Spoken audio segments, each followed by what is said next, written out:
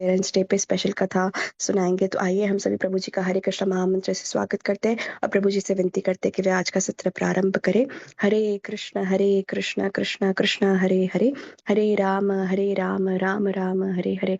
हरे कृष्णा प्रभु जी, धन्यवाद, प्रणाम। थैंक यू सो मच प्रभु जी, आप इतने बिजी शेड्यूल में से हमारे लिए समय निकाले और आपकी सुंदर वाणी एसोसिएशन हमें प्राप्त होगी। थैंक यू सो मच प्रभु जी। हरे कृष्णा, धन्यवाद, प्रणाम। ओवर टू यू प्रभु जी। ओम अज्ञानतिमिरन्धस्य ज्ञानाञ्जनशलाकया चक्षुरुन्मिलितं येन तस्मै श्रीगुरवे नमः। श्रीचैतन्यमनोभीष्टं स्थापितं येन भूतले स्वयं रूप कदा मह्यं ददाति स्वपदान्तिकं। वन्देऽहं श्रीगुरो श्रीयुतः पदकमलं श्रीगुरून् वैष्णवांश्च श्रीरूपं साग्रजातां सहगना रघुनाथान्वितं तं सजीवं साद्वैतं सावधूतं परिजना सहितं कृष्ण चैतन्य देवं श्रीराधा कृष्णपादान् सहगना ललिता श्रीविशाखान्वितंश्च। नमो ओं विष्णुपादाय कृष्णप्रेष्ठाय भूतले श्रीमते भक्तिवेदांत स्वामी इति नामिने। नमस्ते सरस्वती देवे गौरवाणी प्रचारिणे निर्विशेष शून्यवादी पाश्चात्यदेशतारिणे। नमो ओं विष्णुपादाय कृष्णप्रेष्ठाय भूतले श्रीमते भक्ति सिद्धांत सरस्वती इति नामिने। श्रीवार्षभानवी देवी दयिताय कृपाब्दये कृष्ण संबंध विज्ञान दायिने प्रभवे नमः। माधुर्योज्वल प्रेमाढ्य श्री रूपानुग भक्तिदा श्री गौरा करुणा शक्ति विग्रहाय नमोस्तुते। नमस्ते गौरवाणी श्रीमूर्तये दीनतारिणे रूपानुग विरुद्धाप सिद्धांत द्वंत हरिणे। नमो गौर किशोराय साक्षात् वैराग्य मूर्तये विप्रलंबा रसाम्बोधे पदाम्बुजाय ते नमः। नमो भक्ति विनोदाय सच्चिदानंद नामिने गौर शक्ति स्वरूपाय रूपानुगावराय ते। गौर आविर्भाव भूमे स्वं निर्देश सज्जन प्रिय वैष्णवा सर्वभौम श्री जगन्नाथाय ते नमः। पंचकल्पतरुभ्यश्च कृपा सिन्धुभ्येव च पतितानां पावनेभ्यो वैष्णवेभ्यो नमो नमः। नमो महावदन्याय कृष्ण प्रेम प्रदायते कृष्णाय कृष्ण चैतन्य नामने गौरतिष्वे नमः। पंचतत्त्वमकं कृष्णं भक्तरूप स्वरूपकं भक्तावतारं भक्ताख्यं नमामि भक्तशतिकम्। हे कृष्ण करुणा सिंधु दीनबंधो जगतपते गोपेशा गोपिका कांत राधा कांत नमोस्तुते। जयतां सुरतोर पंगोर मम मंद मतेर्गति मत्सर्वस्व पदाम्भोजो राधा मदन मोहनो दिव्या वृंदावनीय कल्पद्रुमदो श्रीमादत्तांगना सिंहासनस्थो श्रीमद् राधा श्री गोविंद देवो प्रेष्ठालभे सेव्यमानो स्मरामि। श्रीमान् रासरसारम्भी वंशीवटतटस्थित कर्षन्वेणोर्स्वनिर्गोपीर् गोपीनाथाय श्रेयस्तु नः। तप्त कांचन गौरांगी राधे वृंदावनेश्वरी वृषभानो सुते देवी प्रणमामि हरिप्रिये। जय श्री कृष्ण चैतन्य प्रभु नित्यानंद श्री अद्वैत गदाधर श्रीवासादि गौर भक्त वृंदा। हरे कृष्णा कृष्णा कृष्णा हरे हरे, हरे राम राम राम हरे हरे। हरे कृष्ण। तो आप सब भक्तों का बहुत बहुत स्वागत है आज के कथा में। आज बहुत पावन दिन है। आज जयदेव गोस्वामी का तिरुभाव दिन है, disappearance day of Jayadev Goswami. तो जयदेव गोस्वामी हमारे संप्रदाय में बहुत महान आचार्य हैं। तो जयदेव गोस्वामी का जन्म महाप्रभु से 300 साल पहले होता है। तो महाप्रभु के काफी पहले आए थे और महाप्रभु जयदेव गोस्वामी के गीत गोविंद खासकर अक्सर सुनते थे और बहुत आनंद लेते थे। तो हम संक्षिप्त में जयदेव गोस्वामी के चरित्र के बारे में श्रवण करने का प्रयास करेंगे। तो जयदेव गोस्वामी का जन्म बंगाल में हुआ था। एक गांव है जिसका नाम है केंदुली। केंदुली गांव में जयदेव गोस्वामी का जन्म होता है। ये जो गांव है अजय नदी करके एक नदी है, उसके तट पे है। इन द 15th सेंचुरी, 15वीं सेंचुरी में उनके माता पिता का नाम था श्री बोजदेव और श्रीमती वामदेवी। और बचपन में ही जयदेव गोस्वामी के माता पिता गुजर जाते हैं। जैसे हम भागवतम में सुनते हैं पहला स्कंद में, नारद मुनि अपना पिछला जिंदगी व्यासदेव को बता रहे हैं। जब वो 5 साल की उम्र के थे, उनके पिताजी भी चले गए और उनकी माँ भी गुजर जाती है। और प्रभुपाद वो तात्पर्य में वर्णन करते हैं कि कैसे भगवान का कभी कभी अरेंजमेंट होता है अपने शुद्ध भक्तों को वापस उनके पास और तीव्रता से लेके जाने के लिए।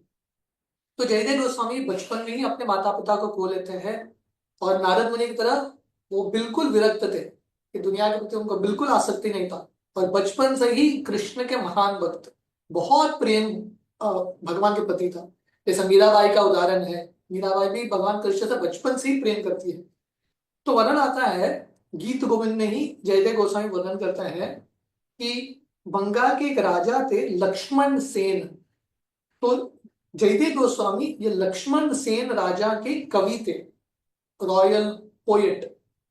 तो वर्णन आता है उस समय लक्ष्मण सेन, इनका सरनेम है सेन। तो ये सेन जो राजा थे, पहले पहले बंगाल में सेन परी करके एक जगह है जो केंदुरी के पास ही है, वहां से अपना राज्य करते थे।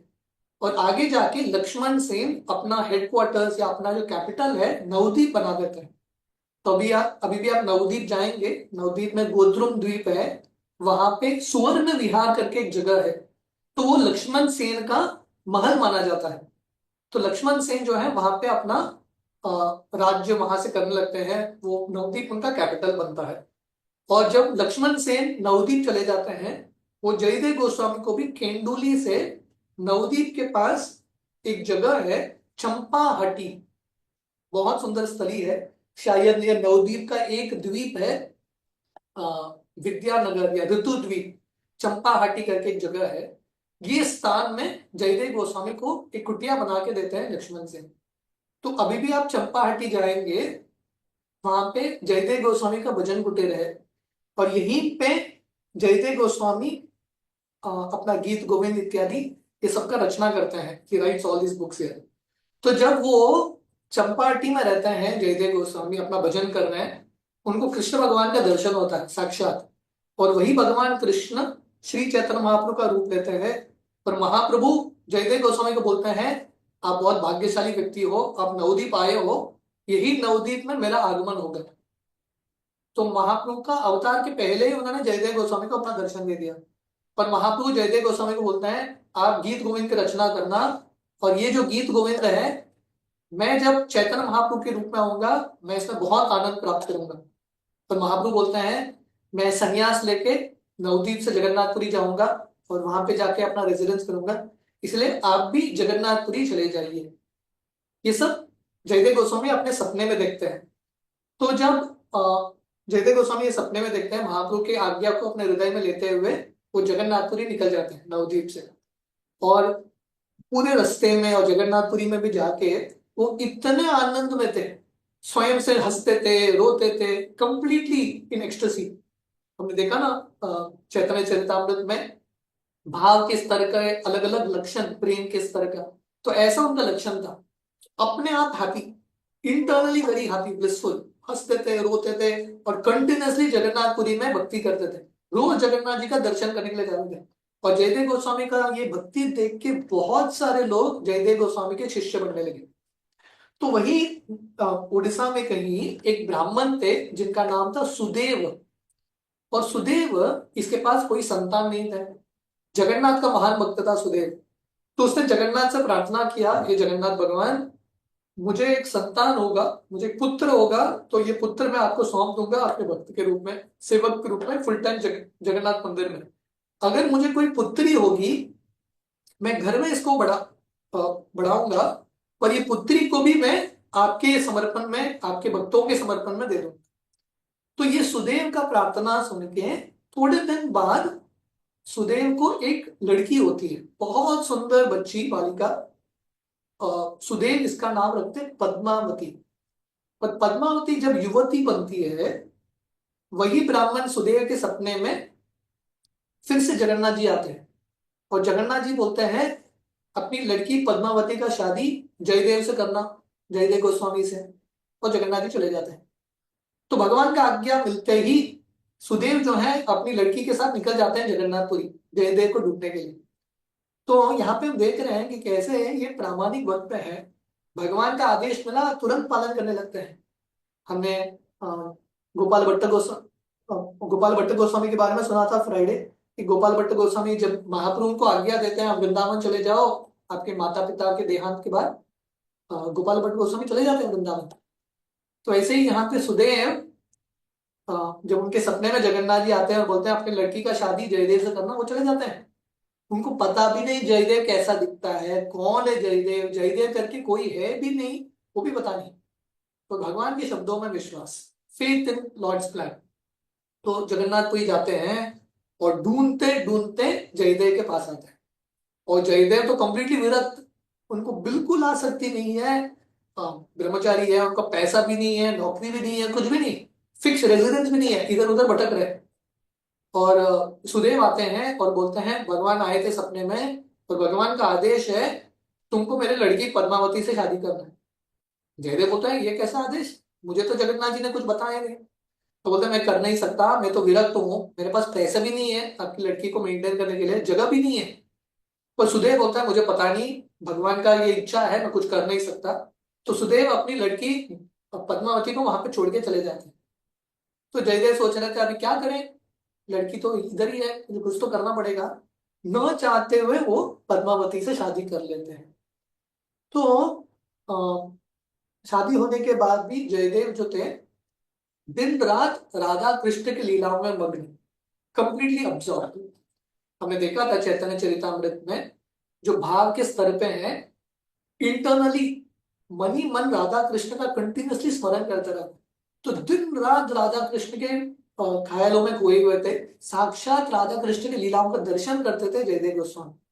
तो एक दिन उनको प्रेरणा मिलता है गीत गोविंद की रचना करने के लिए। भगवान जो है अपने शुद्ध भक्तों को कभी कभी ऐसा प्रेरणा देते हैं। जैसे तुकाराम महाराज महाराष्ट्र में, वो भी भगवान के महान भक्त थे, उन्होंने भी भगवान का दर्शन किया, जैसे जयदेव गोस्वामी ने महाप्रभु का दर्शन किया, कृष्ण का दर्शन किया, तुकाराम महाराज भी विठ्ठल का दर्शन करते हैं। और तुकाराम महाराज को भी प्रेरणा मिलता है, भगवान ही प्रेरणा देते हैं उनको कि आप अभंगों की रचना करना, गीत की रचना करना। तो वैसे ही जयदेव गोस्वामी को प्रेरणा मिलता है गीत गोविंद लिखने के लिए। और ये गीत गोविंद भगवान कृष्ण राधा रानी और गोपियों के बीच में जो प्रेममय संबंध है उसके बारे में वर्णन करते हैं। तो ये जो संबंध है भगवान का और गोपियों के बीच में, ये दुनिया का प्रेम नहीं है, ये दुनिया का प्रेम एक्चुअली प्रेम है ही नहीं, काम वासना है। पर एक्चुअली गोपियों के बीच में और भगवान के बीच में जो प्रेम है कंप्लीटली निस्वार्थ स्तर पे है, कंप्लीटली सेल्फलेस।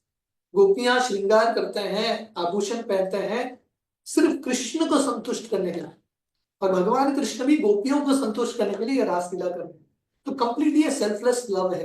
हमने सुना था चैतन्य चरितामृत में, जब व्यक्ति भक्ति करता है और भक्ति में प्रगति होता है, अदो श्रद्धा तथा साधु संग भजन क्रिया अनर्थ निवृत्ति निष्ठा रुचि भाव आसक्ति प्रेम, तब वो भगवान के साथ एक संबंध प्राप्त करता है किसी न किसी रस में।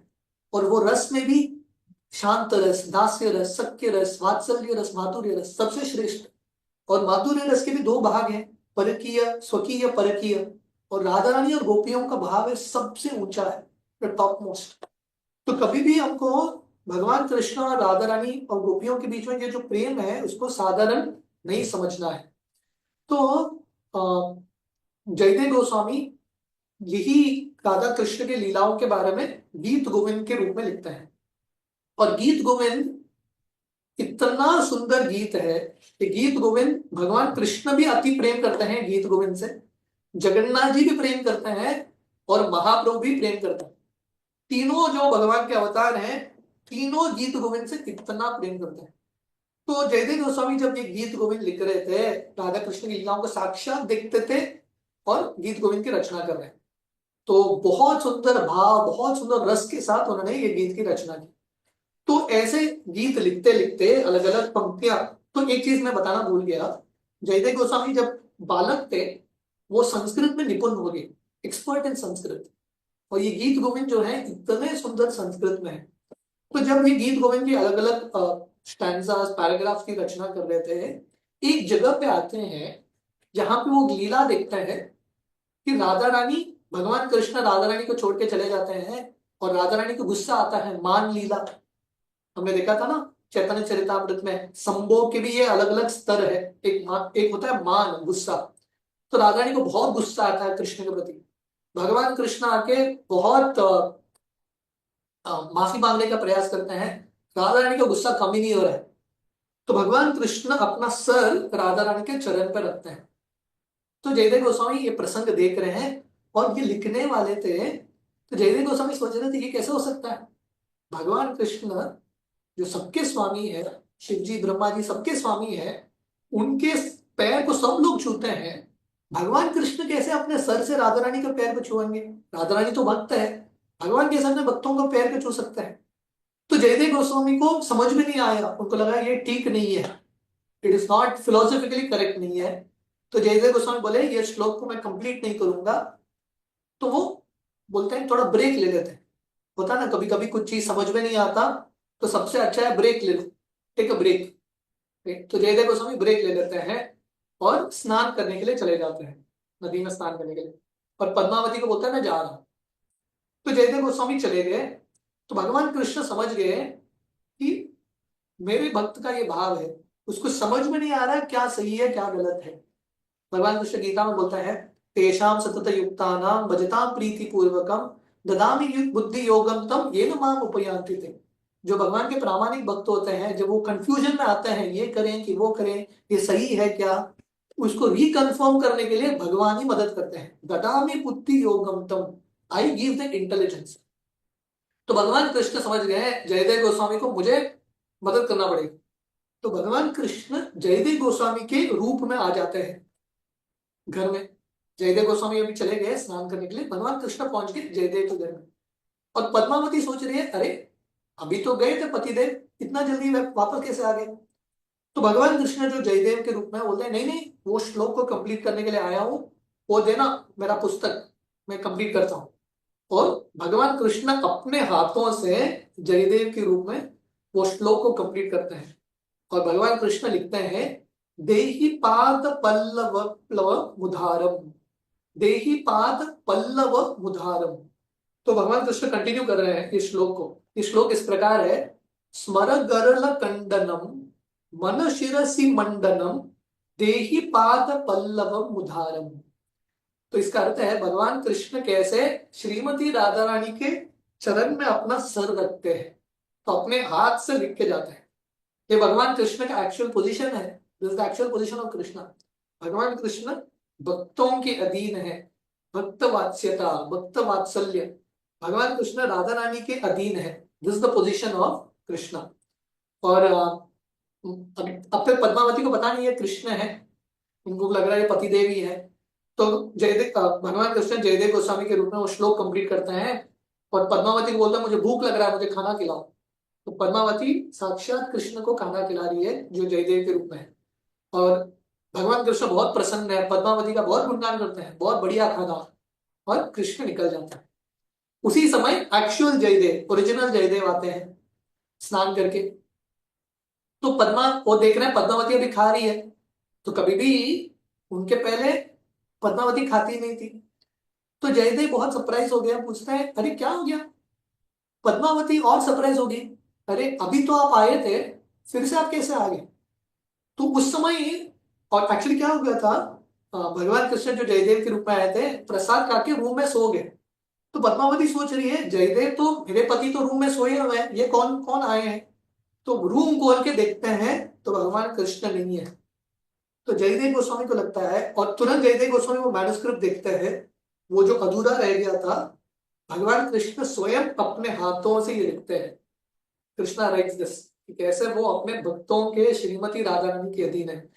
तो जयदेव के आंखों में इतना अश्रु आता है कि भगवान कृष्ण स्वयं आए इस श्लोक को कंप्लीट करने के लिए। तो ये जयदेव गोस्वामी का स्तर था।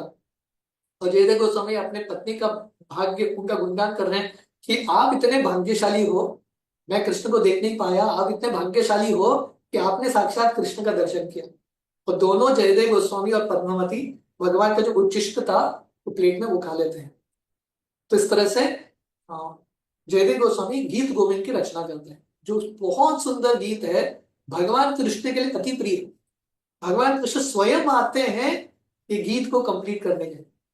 तो जगन्नाथपुरी में जब जयदेव गोस्वामी रुक रहे थे, एक एक लड़की रहती थी जिसका नाम था पद्मा। शायद ये जयदेव गोस्वामी के काफी समय बाद है। एक लड़की रहती थी जिसका नाम है पद्मा। और ये पद्मा जो थी, एक एक मालिन की बेटी थी, गार्डनर की बेटी थी, जो पुरी के पास एक गांव में रहते थे। और ये पद्मा गीत गोविंद में बहुत एक्सपर्ट हो गई, गीत गोविंद गाने में। तो शायद ये जो प्रसंग है ना, जयदेव गोस्वामी के थोड़े साल बाद है। तो जयदेव गोस्वामी का गीत गोविंद उड़ीसा में बहुत फेमस गीत है। तो पद्मा ये गीत गा रही थी, और शाम का समय था। गीत गाते गाते वो जो बैंगन निकाल रही थी अपने खेती से, जो उनके पिताश्री ने लगाया था, और गीत गोविंद गा रही थी। तो ये भारत का संस्कृति है। भारत के संस्कृति में लोग ये गीत गोविंद हो या विष्णु सहस्त्र नाम हो या गीता का पठन हो, ये करते करते अपना कार्य करते हैं।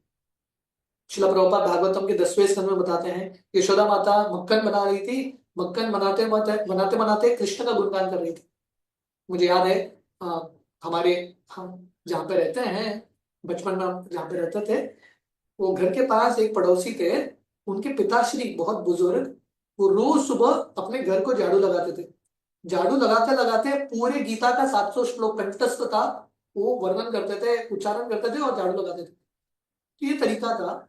तो पद्मा थी, कंटिन्यूअसली कृष्ण का गुणगान कर रही है, गीत गोविंद गा रही है और अपना कार्य कर रही है। जगन्नाथ जी, जैसा हमने सुना था, भगवान कृष्ण भाग के आते हैं गीत गोविंद को कंप्लीट करने के लिए, क्योंकि गीत गोविंद से इतने आकर्षित हैं।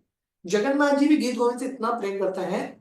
जगन्नाथ जी जगन्नाथ मंदिर छोड़ के यहाँ पे आ जाते हैं, इसके खेत में गीत गोविंद सुनने के लिए, पद्मा जो गा रही है। और जगन्नाथ जी इतने मग्न हैं, वो भूल गए हैं वो कहाँ पे है, कौन है। पद्मा के पीछे पीछे जा रहे हैं और गीत गोविंद का आनंद ले रहे हैं।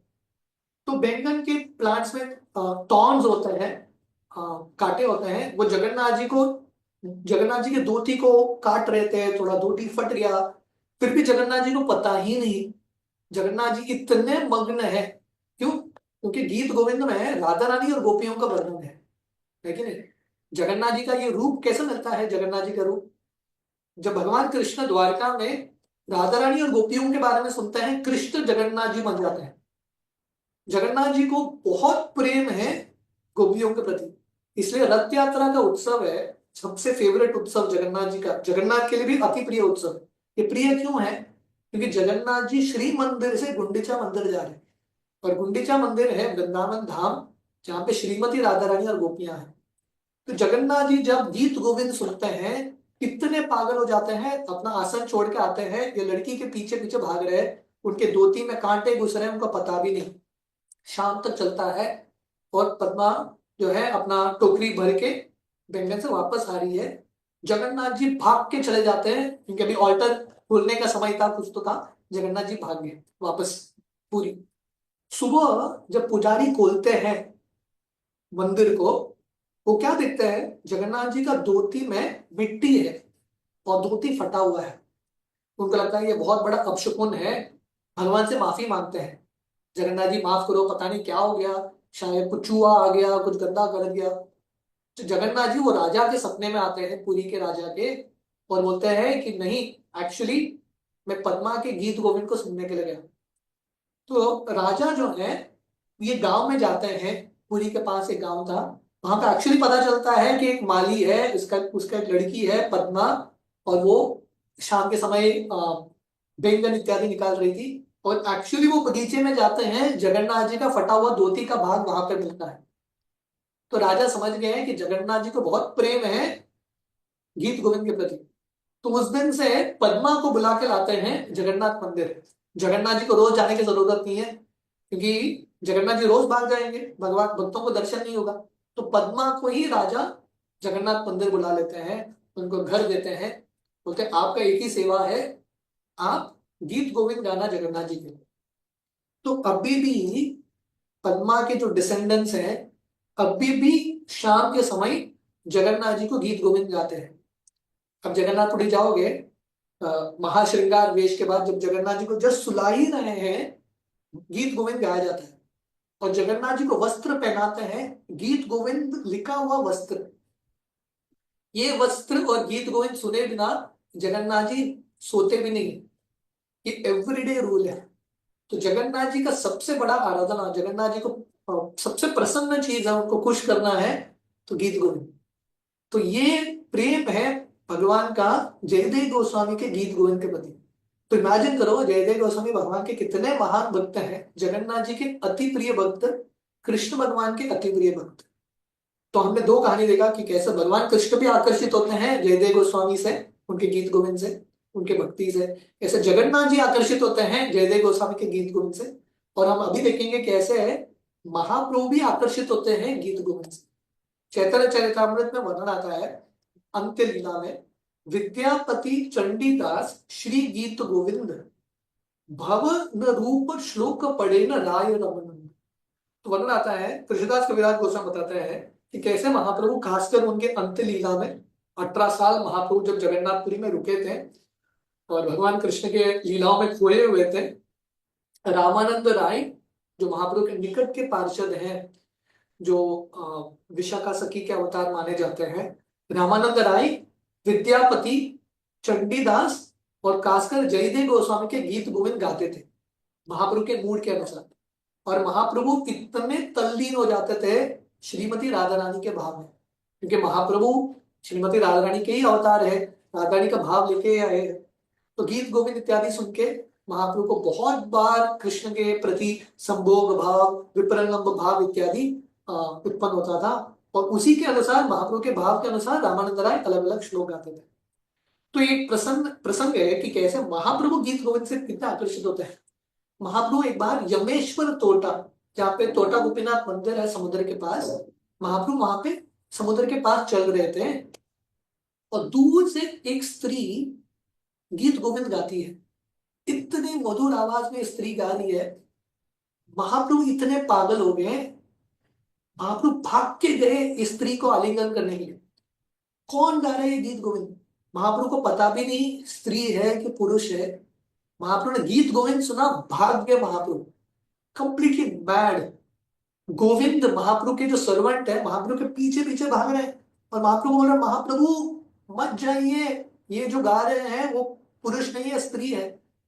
महाप्रभु को पता भी नहीं। काफी भागने के बाद गोविंद महाप्रभु को रोकते हैं और महाप्रभु जो सुनते हैं अरे ये स्त्री है, महाप्रभु अपने आप को कंट्रोल करते हैं और गोविंद को बोलते हैं, गोविंद तुमने मेरे संन्यास धर्म को बचा लिया। पर इससे पता चलता है कि कैसे महाप्रभु भी गीत गोविंद से इतने आकर्षित थे, कंप्लीटली अट्रैक्टेड टू गीत गोविंद।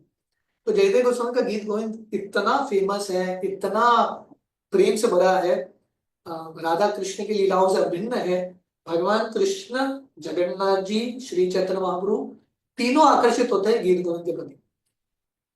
तो वर्णन आता है जयदेव गोस्वामी अलग अलग तीर्थ स्थलियों का भ्रमण करते हैं, जगन्नाथपुरी से इत्यादि, वृंदावन इत्यादि जाते हैं जयदेव गोस्वामी, और फाइनली फिर से उनका जो जन्म स्थान है केंडुली, वहां पे आ जाते हैं।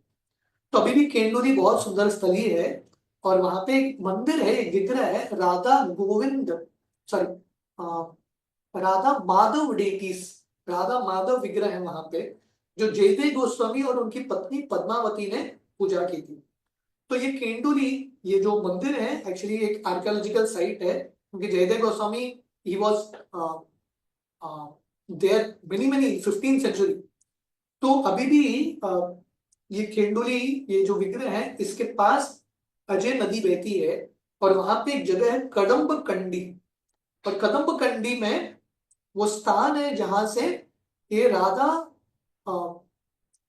माधव डेटीज एक्चुअली प्रकट हुए थे, where the deities appeared। तो ये भगवान के विग्रह साक्षात प्रकट हुए थे जयदेव गोस्वामी के लिए, क्योंकि जयदेव गोस्वामी भगवान के विग्रहों की सेवा करना चाहते थे। तो वर्णन आता है कि यहीं पे जयदेव गोस्वामी क्या करते थे, रोज, बंगाल में तो गंगा बहती है और केंडुली ग्राम के पास गंगा नहीं था, तो जयदेव गोस्वामी बहुत किलोमीटर चल के जाते थे गंगा में स्नान करने के लिए, रोज करते थे। तो माँ गंगा जयदेव के सपने में आती है और बोलती है आपको उतना दूर जाने की जरूरत नहीं है, मैं ही केंडुली ग्राम में आ जाती हूँ। तो गंगा जी साक्षात प्रकट हो गई केंडुली ग्राम में, ताकि जयदेव गोस्वामी को कष्ट न हो इतना दूर जाने के। So this was the power, ये जयदेव गोस्वामी का शक्ति था। गंगा माता भी उत्सुक थी जयदेव गोस्वामी को अपना संग देने के लिए। So these are some of the past times. ये जयदेव गोस्वामी के थोड़े बहुत कथाएं हैं। तो संक्षेप में हमने देखा कि कैसे जयदेव गोस्वामी भगवान के इतने महान भक्त थे कि उन्होंने भगवान के प्रेरणा से साक्षात भगवान ने उनके कलम से गीत गोविंद लिखवाया। पर ये गीत गोविंद जो था जगन्नाथ जी महाप्रभु और भगवान कृष्ण के लिए अति प्रिय गीत है। So this in short is the life of Jayadev Goswami.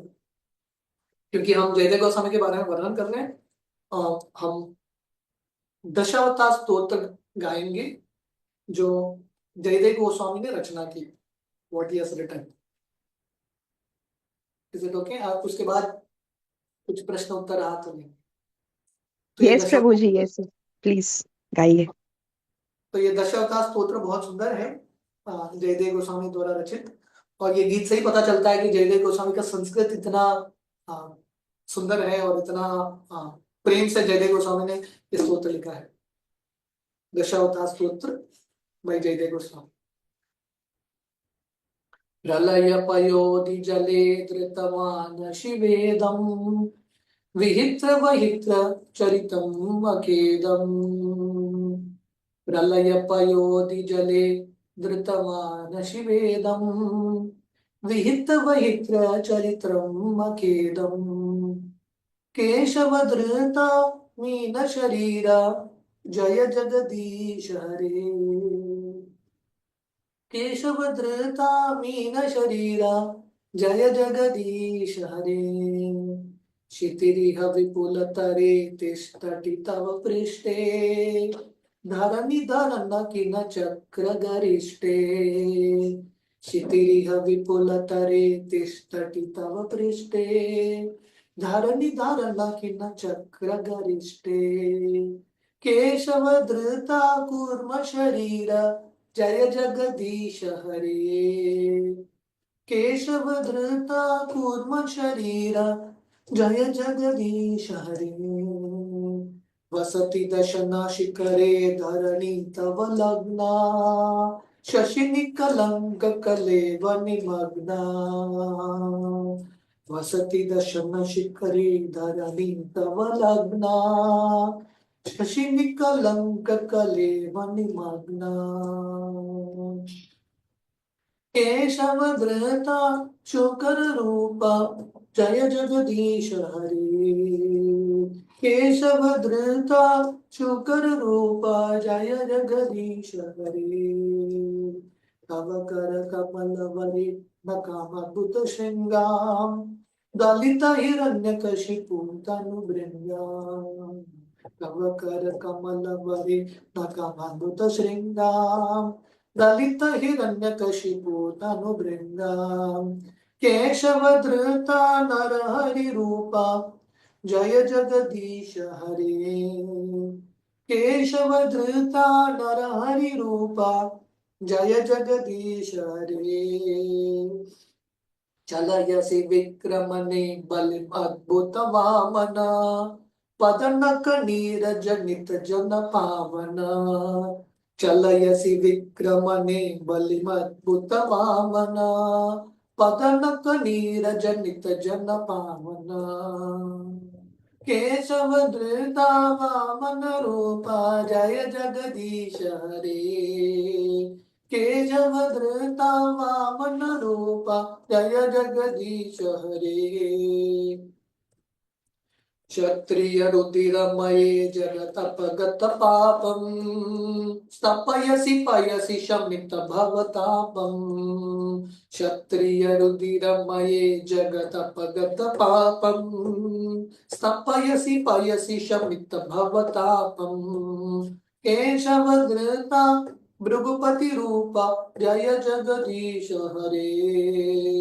केशवधृता Bhrigupati रूपा जय जगदीश हरे। वितरसि दिक्षुरणे दिक्पति कमनीयम् दशमुख मौलिं बलिं रमणीयम्। वितरसि दिक्षुरणे दिक्पति कमनीयम् दशमुख मौलिं बलिं रमणीयम्। केशवधृता राम शरीरा जय जगदीश हरे। केशवधृता राम शरीरा जय जगदीश हरे। वह शिव कुशि विशदे वसनं जलदावम् अलहति वीत मिलित यमुनाभम्।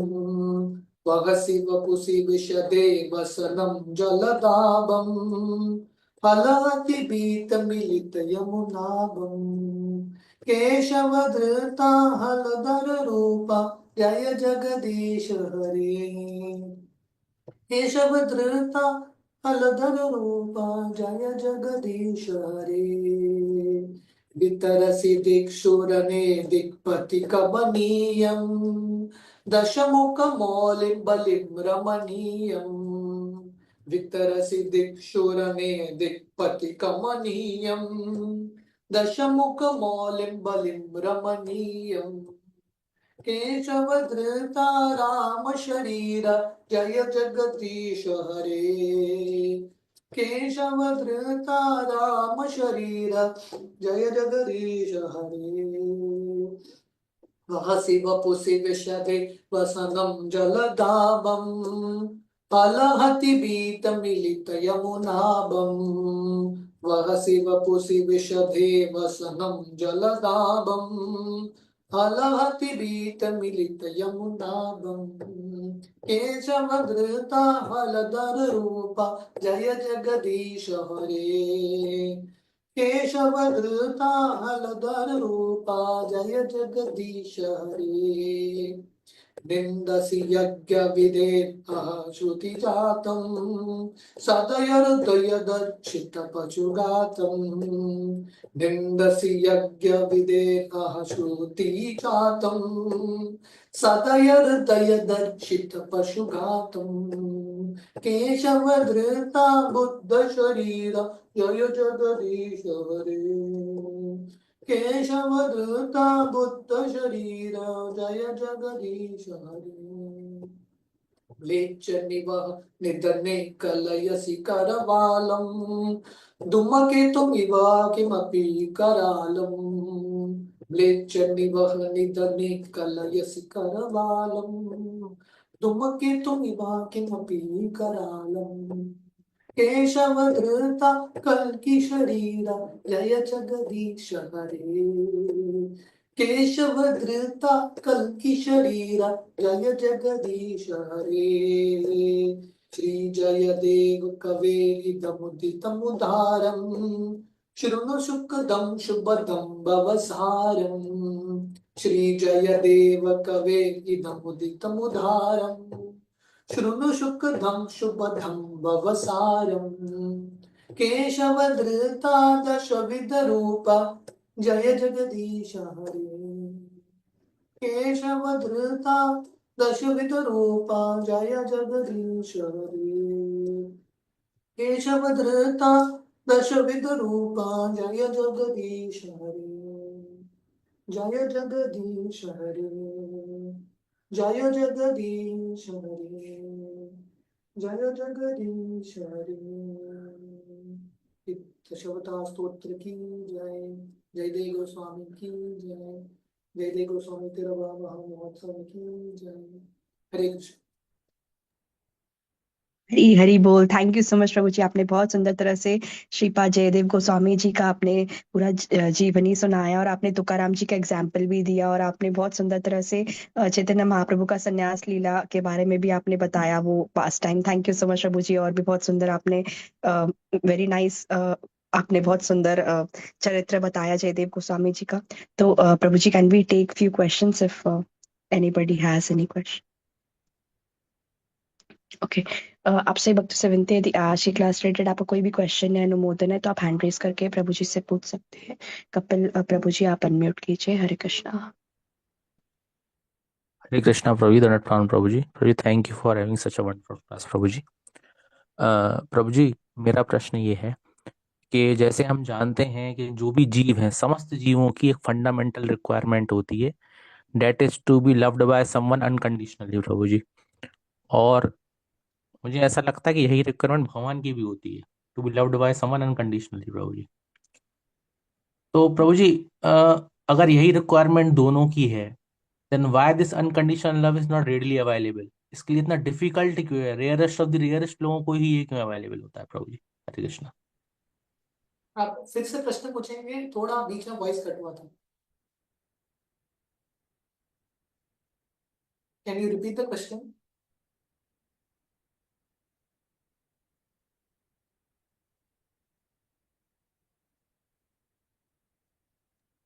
कपिल प्रभु जी आप अनम्यूट कीजिए। हरे कृष्णा।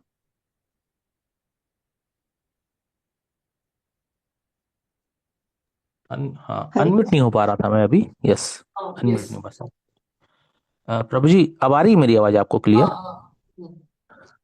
प्रभु जी, इस संसार में जितने भी समस्त जीव हैं, सबकी एक फंडामेंटल रिक्वायरमेंट होती है to be loved by someone unconditionally प्रभु जी। और यही मुझे ऐसा लगता है कि भगवान की भी रिक्वायरमेंट है to be loved by someone unconditionally. That is what गोपी भाव इज प्रभु जी। तो प्रभु जी, इफ भगवान is having a same desire, even we जीव एज अ जीव are having a same desire, तो फिर ये जो अनकंडीशनल लव है ये रेडली अवेलेबल क्यों नहीं है? रेयरेस्ट ऑफ द रेयर क्यों है? हरे कृष्ण। क्योंकि बेसिकली डेफिनेटली या भगवान तो आत्मारा में संतुष्ट है, फिर भी वो संतुष्ट नहीं है।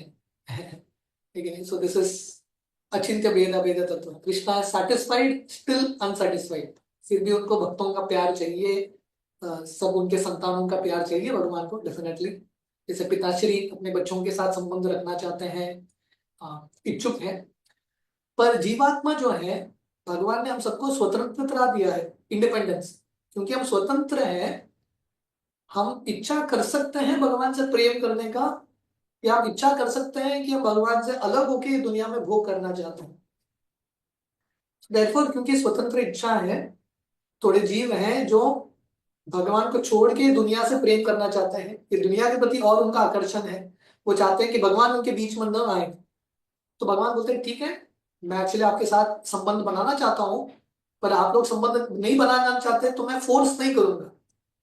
तो भगवान ये भौतिक दुनिया बनाते हैं, फिर भी हमको सपोर्ट करते रहते हैं, अलग अलग चीज देते हैं। फिर धीरे धीरे जब वो जीव के अंदर ये भाव आता है कि नहीं, मुझे इनडायरेक्टली भगवान से क्यों प्रेम करना है, ये भौतिक दुनिया से, भौतिक दुनिया के माध्यम से मैं डायरेक्टली भगवान से प्रेम करना और अच्छा है, तब भगवान ऐसे जीवात्माओं की और मदद करते हैं। कृष्णा हेल्प्स। भगवान का तो प्रेम हमेशा है, दैट अनकंडीशनल लव भगवान के साइड से हमेशा है। हम भगवान के ओर जाएं, भगवान से अलग जाएं, कृष्णा स्टिल कंटिन्यूअसली लव्स अस। पर हमारा अनकंडीशनल लव भगवान के प्रति नहीं रहता, ये ढक चुका है, इट इज कवर्ड अप। और ये क्यों ढक चुका है?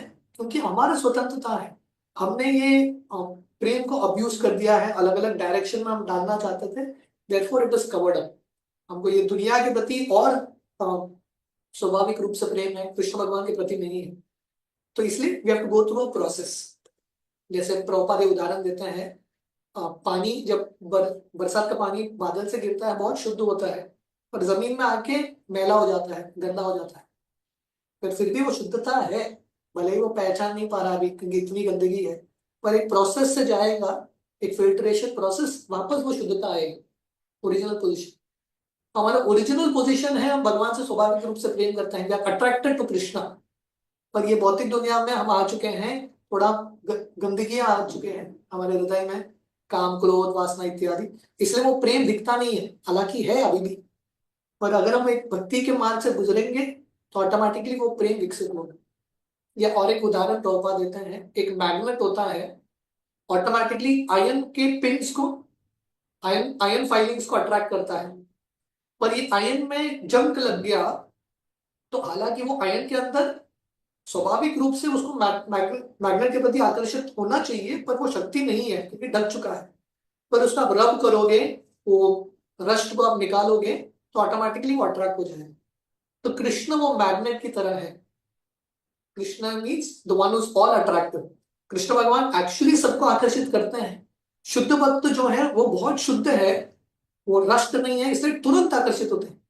पर हम भी नेचुरली कृष्ण के प्रति हमको आकर्षित होना चाहिए अनकंडीशनली, पर क्योंकि अलग अलग अनर्थ आ चुके हैं, वो अट्रैक्शन पावर नहीं महसूस कर पा रहे। So therefore bhakti is a process of purification, चेतो दर्पण मार्जनम। धीरे धीरे होगा तो नेचुरली हम अट्रैक्ट हो जाएंगे। So that is the science.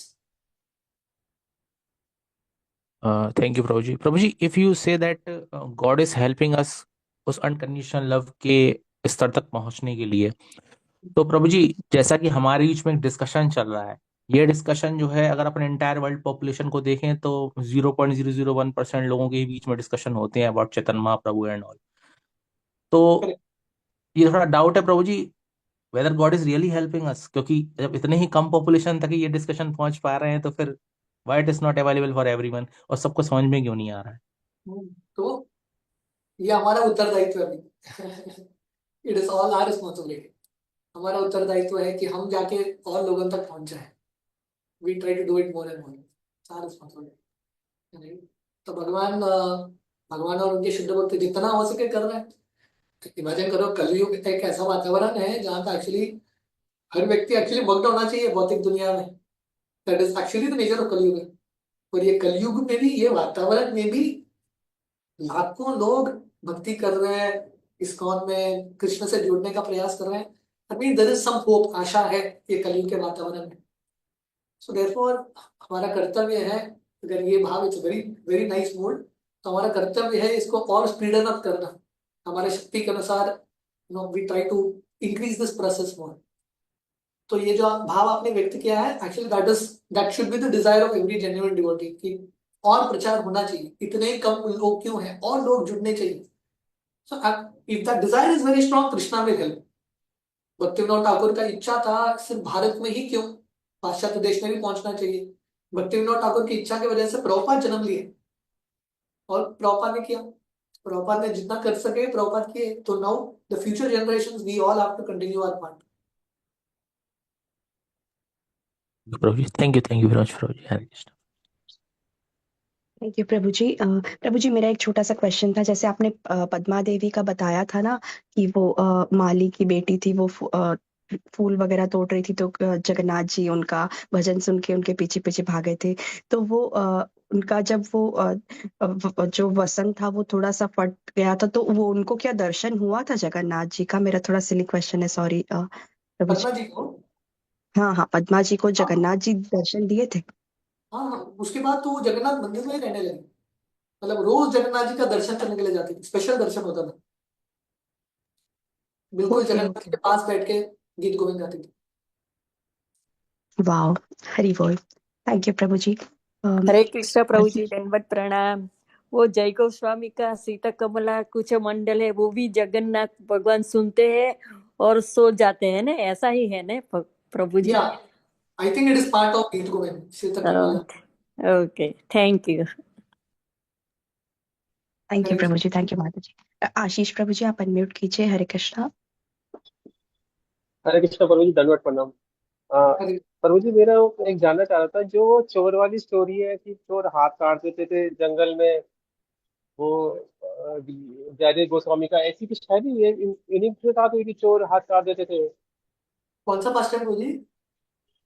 कि चोर थे ना जंगल में, हाथ काट देते थे जयदेव गोस्वामी के, फिर जयदेव गोस्वामी कुछ मना करते थे राजा को कि इन्होंने हाथ नहीं काटे। ये इन्हीं के साथ हुई थी कुछ चोर हाथ काटने की स्टोरी, कुछ जंगल पे? फिर वो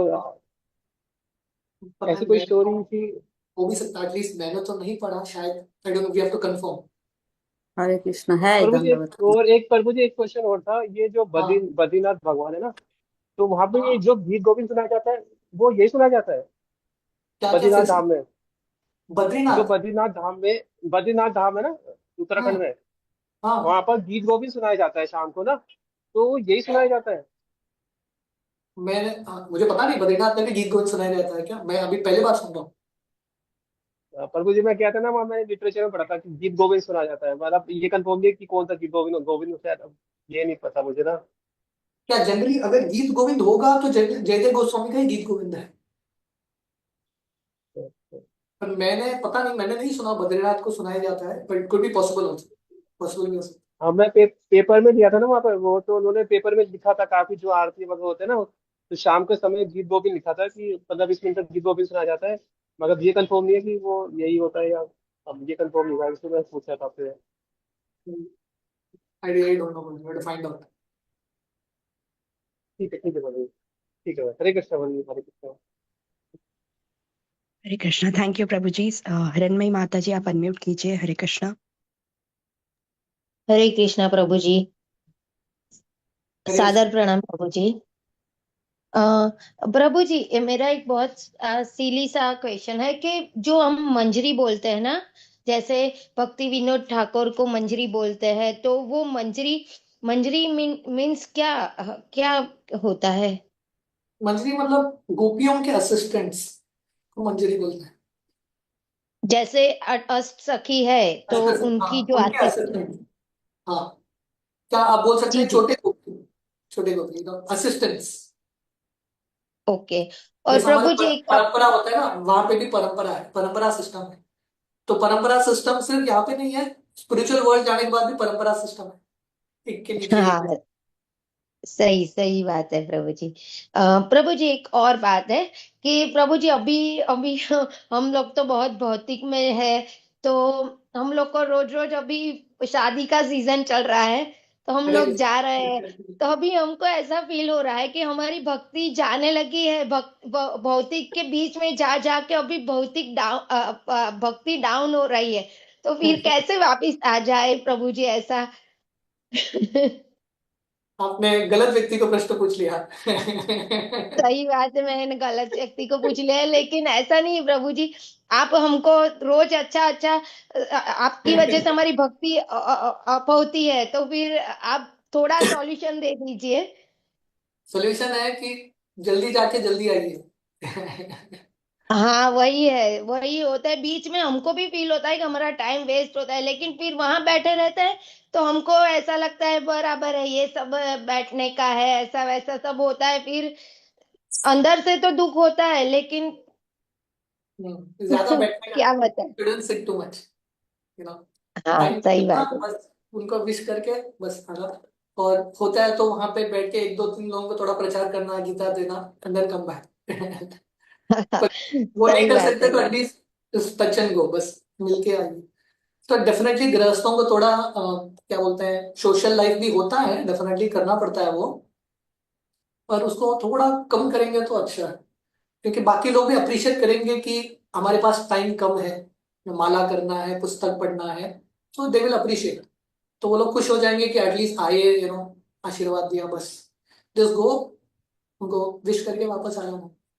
अगर कोई बहुत पास का रिश्तेदार है देन थोड़ा ज्यादा समय बिताना पड़ता है वहां पे, पर otherwise just go, wish them and come. जी जी प्रभु जी, धन्यवाद। हरे कृष्णा। थैंक यू प्रभु जी। थैंक यू माता जी। थैंक यू प्रभु जी, बहुत अच्छा उत्तर दिया आपने। प्रेम प्रभु जी आप अनम्यूट कीजिए। हरे हरे कृष्णा प्रभु जी। सादर प्रणाम प्रभु जी। हरे कृष्णा। प्रभु जी आपने बहुत ही अच्छा प्रभु जी पास्ट टाइम सुनाया आपने। जयदेव गोस्वामी जी हमारे आचार्य हैं जो उनका। प्रभु जी अभी आशीष गुप्ता प्रभु जी सवाल कर रहे थे, मैं उन्हीं को थोड़ा सा मैं आपको बताना चाहूंगा। वो बोल रहे थे कि जयदेव गोस्वामी जी का हाथ काटकर जो कुएं में फेंक दिया गया था चोरों ने, हम्म। उस विषय में पूछ रहे थे, क्या यही वो जयदेव गोस्वामी है? एक um, मैंने तो यहाँ जितना मैंने पढ़ा नहीं जयदेव गोस्वामी के बारे में, मैंने वो कथा पढ़ा नहीं, सपोज मैं 100% बता नहीं पाऊंगा कि यही जयदेव गोस्वामी है कि नहीं। मैं पता कर सकता हूँ, आई कैन फाइंड आउट। जी पर प्रभु आपने जी अगर किसी ऑथराइज सोर्स से सुना होगा तो हो भी हाँ, सकता है। हमने ऑथराइज इस्कॉन डिवोटी से ही सुना हुआ है।